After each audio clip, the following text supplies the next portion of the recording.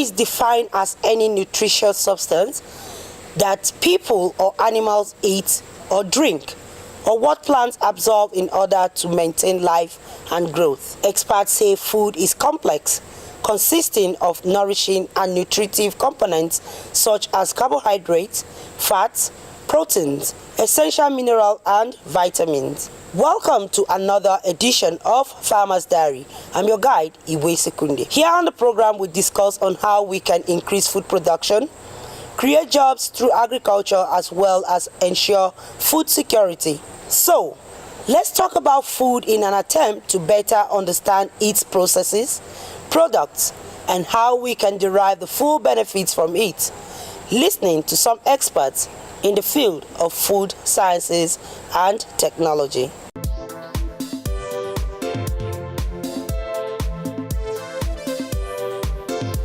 Food scientists study the physical, microbiological, and chemical makeup of food. By applying their findings, they are responsible for developing the safe, nutritious foods and innovative packaging that line the open markets and supermarket shelves everywhere. The question is, why should one go to school to study about food? That was my first question to the members of the Nigerian Institute of Food Science and Technology in this interview. Let's listen. Almost every university, almost every polytechnic offer courses in food science and technology up to PhD level, from BSc to PhD level. And now many polytechnics also offer courses at national diploma and each and higher national diploma in food science and technology all over the country. And we have some ancillary, what we call ancillary areas of like microbiology, like biochemistry, like chemistry, that are related, closely related to food. We also, in the institute, admit them after they have satisfied the council that they have enough knowledge and experience to be able to play a role that the institute will have given to them. In food science, we're talking about processing. And you want to understand what the effect of the processing method you want to adopt will be on the food. Because you don't want to process food and then you have deficiency in nutrients. And then sometimes you need to do some fortification. There are so many branches of food science and technology, and in processing food and making it available. When you talk about food science, we are talking about you're taking the food from the farm gates, as Mr. Tainshi has earlier said. You take it from the farm gate and you want to bring it to the table. In what form? In various forms. We're talking about the industries where you have an excess of production of tomatoes, for example, and then you want to be able to have it over time. And we all know that you cannot keep your fresh tomatoes for as long as you really want it. So how does the food scientist come in? It comes in by understanding the raw material and understanding what the finished product is supposed to be, without diminishing from the nutritional requirements that the food should possess. And so he understands it from the raw material stage to the final product stage, whereby there's a series of processing methods and procedures that he has to go, that the food needs to undergo, and to ensure that the nutritional content, the aesthetics of the food also needs to be considered in all this process. And then you want to make the consumer also understand that this is not so different from the raw material, just that the form has been somehow altered in order to preserve it and make it available all year round. Food is a very complex substance. Complex in the sense that it is made up of so many components. And two, unlike any other group of products, food is a living material. It has life.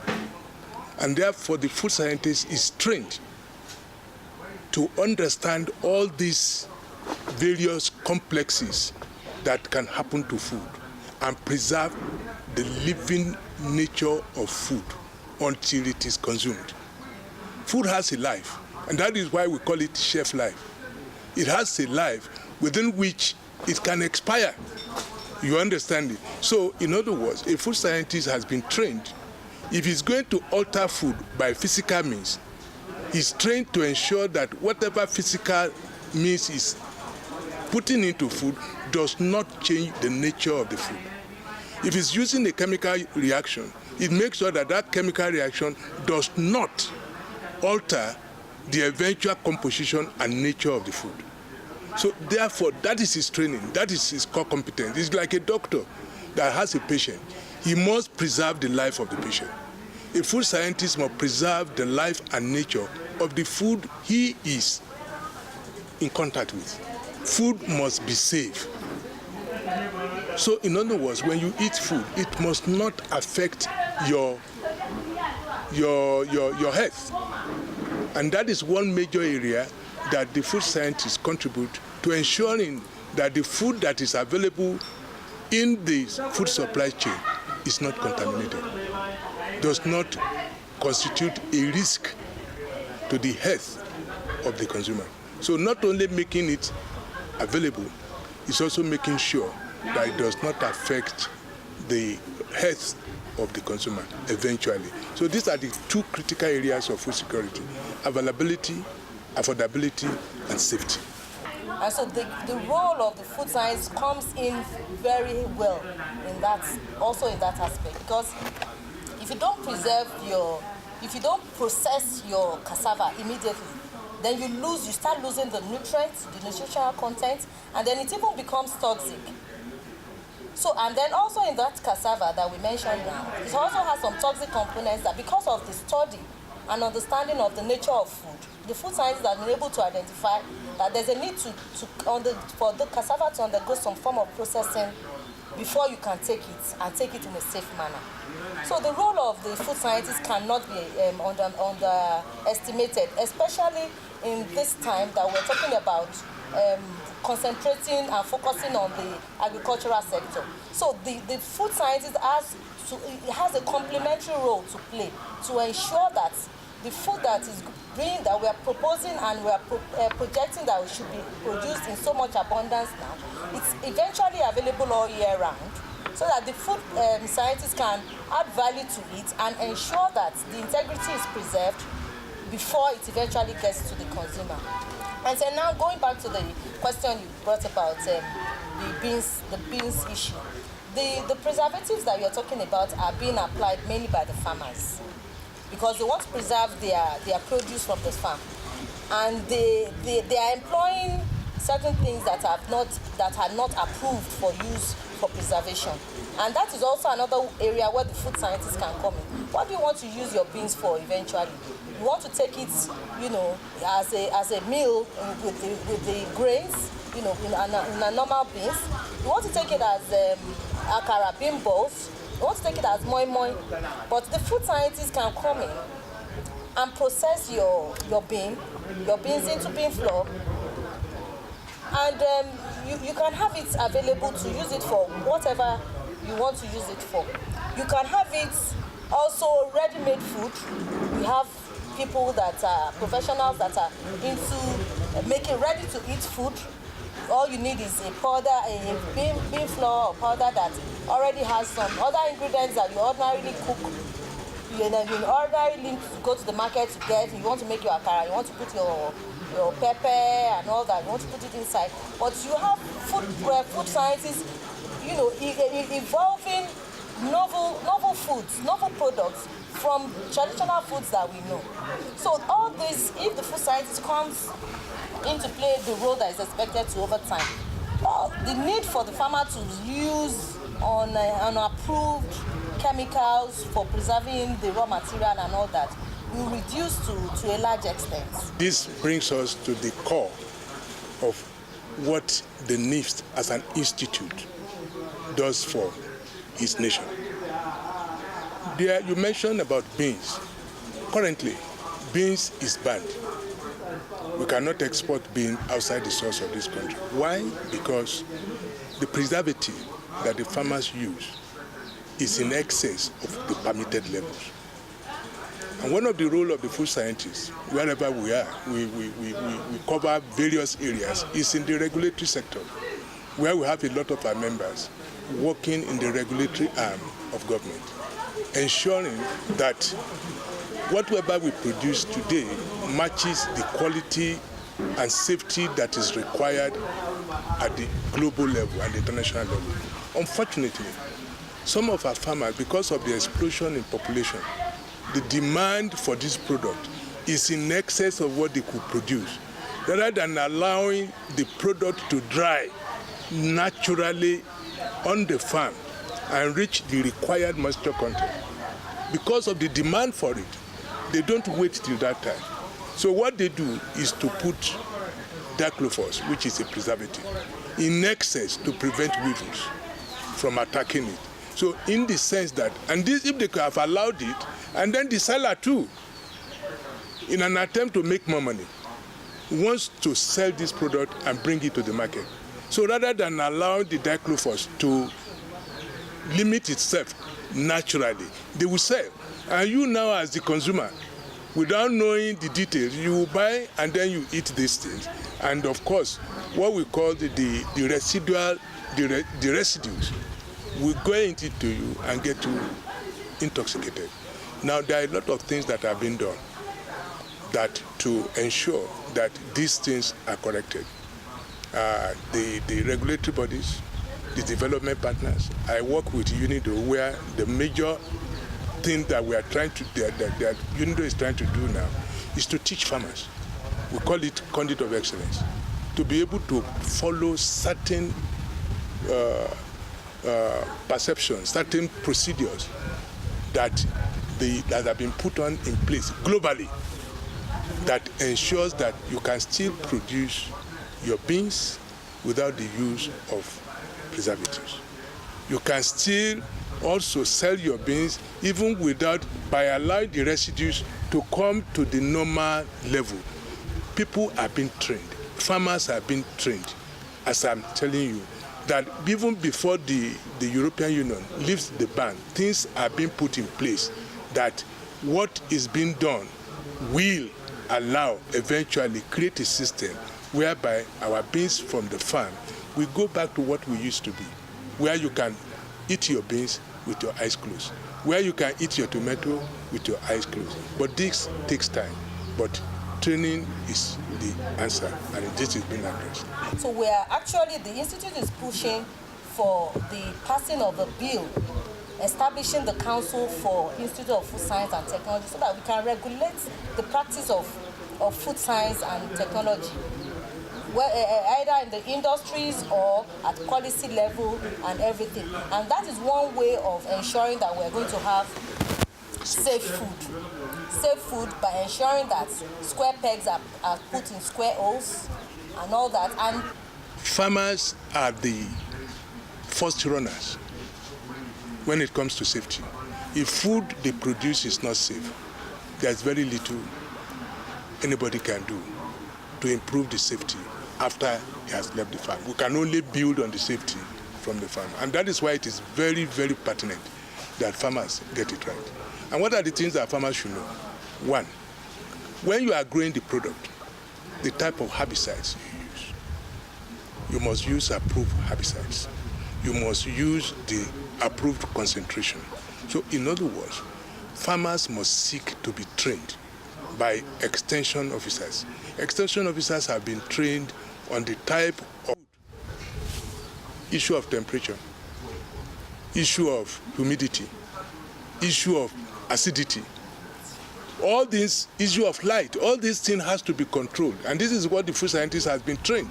So in other words, keeping your food at the ambient temperature encourages degradation, encourages bacteria to grow.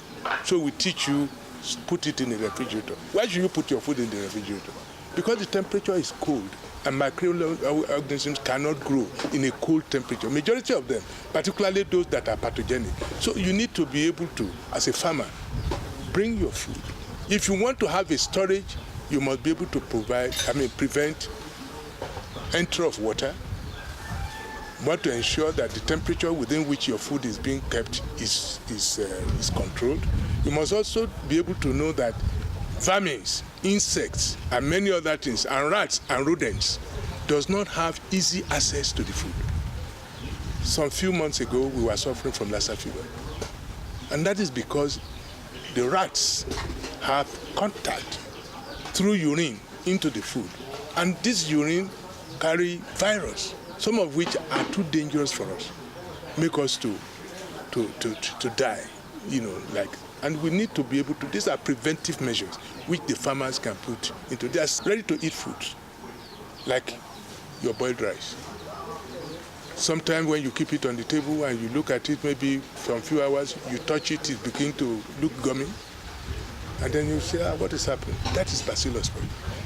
So these are the things that we need to. Don't put your food between 5 degrees and 30 degrees over a long period. When you do that, you have given allowance to bacteria to grow. And when they grow, they produce toxins. When it comes into your tummy, begin to cause you discomfort and sometimes death. There are some of our grains, maize for example, that grow fungus. You see them, green patches, and some of us will just remove them. This is a very bad practice.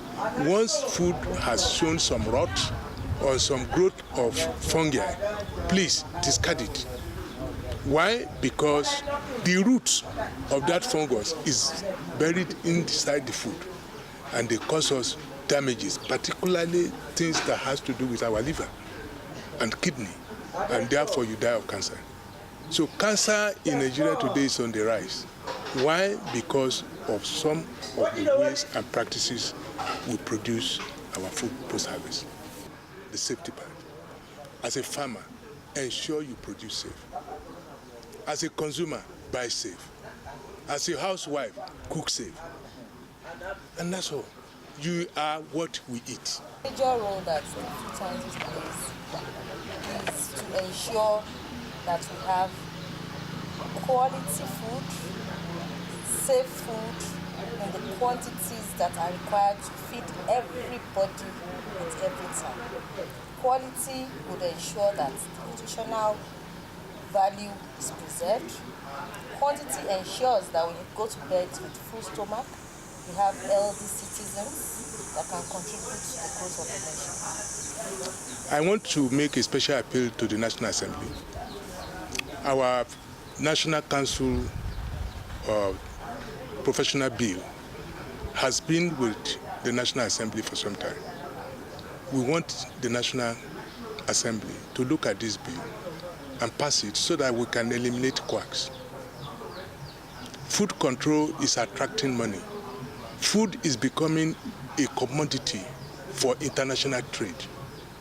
We want to make sure that this bill is out such that the Nigerian Institute of Food Science and Technology will have an instrument by which we can control and run food practices in this country.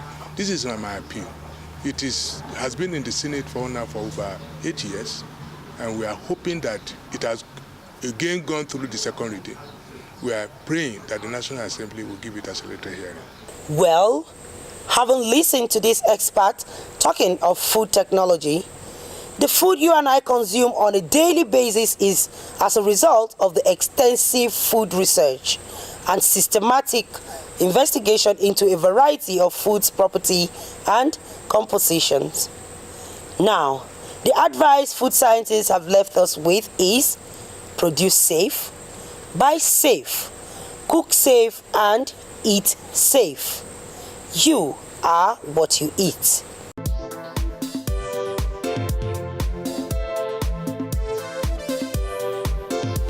This is Farmer's Diary here on AIT Abuja. I tell you, if you have just joined in, you have sure missed a lot. But not to worry, you can watch the entire package again if you log on to our website, www.ztonline.com. Subscribe to our YouTube channel for all our previous editions. Following the advice from the food scientists, we visited some young Nigerians who have taken to farming ginger. And from what they shared with us, They were inspired to do this owing to the high medicinal value of ginger as well as its economic value. This is ginger, and we used to farm it and we harvest it. How they used to farm the ginger? We used to farm it April, and it will last like 8 months or 9 months before you harvest it. And when you harvest it, actually you have gain on it.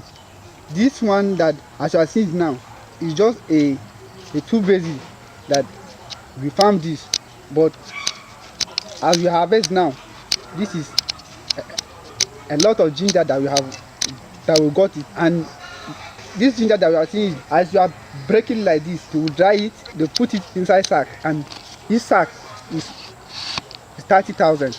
And this ginger can help you in whatsoever situation you are passing through, or whatsoever heart of condition you are passing through. This ginger, it have many work, it have many functions, even in human life, or they are using it to even make many things. And I'm even advise people to farm ginger because of this time of our condition now in this country. Everything is hard, so you can't just depend on your salary. As you are seeing it now, it have a lot of useful. They are using it in many ways. It can give plenty money. And as I'm talking to you now, I'm just starting this thing last year. I know what I gained last year. That's why I continue this year. So I'm advising people to farm ginger. How many of us are already waiting for April next year to join these young Nigerian ginger farmers? But let me also inform you that you won't have to wait till April next year doing nothing, as in the meantime you can engage in dry season farming of other crops. After all, no businessman or woman closes their shops in any season. It has really improved farmers that are into it. It has improved their life, because as we are farming this dry season, by the time you are selling it, you are into rain fair season. So as you are selling this one, you are giving the money to that one to help you do it. As you are selling the rain fair on, around this time, you are putting back the money here. So it's like, because they say farming is business, you can never see where a businessman will close his shop. So we are no longer closing the farm. We are always on the farm. Wow. From this side, you turn it this way, from this way, on and on and on and on. Wow. And right here at our backyards, we can start dry season farming like these ones. I'm engaging in the irrigation farming because if you can see, irrigation farm is very nice. We can do it all year round. The cost of our products will be higher when it's dry season, because during rainy season you will see so many people involving in the farm. The types of products we can farm on the farmland is, there are so many crops, mostly vegetable and the rest. We have a channel. There's a river beside our farm, which we can drain, we can collect water from it. The dry season farm, which is the irrigation farm, is most preferable and it's profitable because if we are in the irrigation system, you will see that when you harvest, your product will be higher when you take those things to the market, because that time you will see that not everybody that is in the system. So from there you will see how the products will be higher. If you want to involve yourself in the irrigation farming, first of all you locate a site, then follow up by clearing the place using the means of cutting down and burning, or you can use your herbicide. And the process of cutting down the grasses for burning is not all that advisable, because if you burn, you may kill some nutrients from the soil. That is why we undergo the process of using herbicide. After clearing the land, now look for the labor to channel your basins for planting. So that is how we do about the irrigation farming. First, before you locate the site, you just look around where you can collect your water. You must look where there's a river so that you can collect your water. That is a suitable site for irrigation farm where there is water. Why I engage in this kind of farming is that if you are into the system during this period where you harvest, you make a lot of money. That is why I would advise most people to join so that we continue with the irrigation farming. My advice to people is that they should join me into this irrigation farming so that we can increase the food production in Nigeria. And it's on this positive note we end today's edition of Farmer's Diary. But we will be back same time next week. For advert placement and sponsorship details, please call 080-3454-0469. Bye for now.